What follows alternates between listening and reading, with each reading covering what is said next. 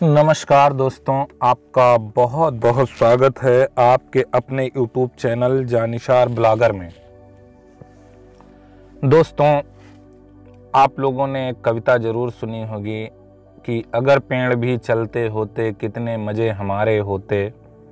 ये प्राइमरी में कविता है और हर हमारे उत्तर प्रदेश के ज़्यादातर घरों के बच्चे गुनगुनाते हैं। और मैं आपको बताना चाहता हूँ कि जो आदमियों के अंदर जो चीज़ होती है, बिल्कुल वही फीलिंग्स हर जानदार चीज़ में होती है, चाहे हम समझ पाएँ या ना समझ पाएँ। मैं आपको दिखाऊंगा कि ये जो पेड़ है ये रो रहा है और उसका ये आंसू इकट्ठा है। पहले तो मैंने ध्यान नहीं दिया इस पे, लेकिन फिर सोचा, कुछ हमें महसूस हुआ और हमने ये भी पढ़ा है कि काम, क्रोध, भय, भूख, प्यास और रोना, हंसना ये चीज़ें सिखाई नहीं जाती हैं, ये प्राकृतिक होती हैं। इन चीज़ों को बच्चे अपने आप सीख लेते हैं, लेकिन वही सेम चीज़ें जो आदमियों में होती हैं वही जानवरों में होती हैं, वही फीलिंग्स पेड़ों में भी होती हैं। तो जो ये आप जड़ देख रहे हैं, एक ये गुल्लर का पेड़ था, बहुत हरा भरा पेड़ था, खेत में लगा था। इसको काट दिया गया। उसके बाद ये 1 महीने से लगातार इतना पानी निकाल रहा है जिसे हम आंसू कह सकते हैं। ये देखिए गीला हो गया है और इतना पानी भर गया है यहाँ पे। और देखिए बगल में कितनी सूखी जमीन है, यहाँ देखिए आप, चारों तरफ इतना सूखा है और यहाँ इन जड़ों से लगातार पानी निकल रहा है। तब हमें पता चला कि शायद ये पेड़ रो रहा है और ये इसके आंसू हैं। और हमने इसको नज़दीक जाके देखा, कई दिन तक यही प्रक्रिया चलती रही। इतना पानी निकल रहा है इसके अंदर से कि पूरी ज़मीन गीली हो गई है। इतना कीचड़ करने के लिए हमको कम से कम 1 ड्रम पानी यहाँ डालना पड़ता।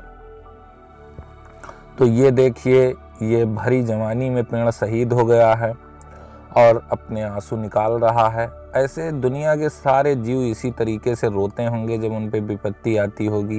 ये इन्हीं से पानी निकलता है, ये देखिए।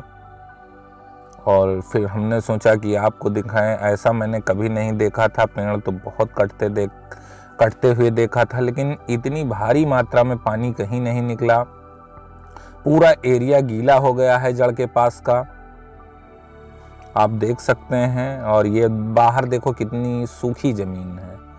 और अब मैं लिए चलता हूँ आपको, जो ये पेड़ काटे गए उनके तने भी क्या कह रहे हैं। ये जो लकड़ी पड़ी है इसी पेड़ की पड़ी है। तो हमें भी लगता है कि जिस तरीके से आदमी जब बूढ़ा होकर मरता है तो लोगों को कोई दुख नहीं होता, क्योंकि उन्होंने अपनी ज़िंदगी पूरी कर ली होती है।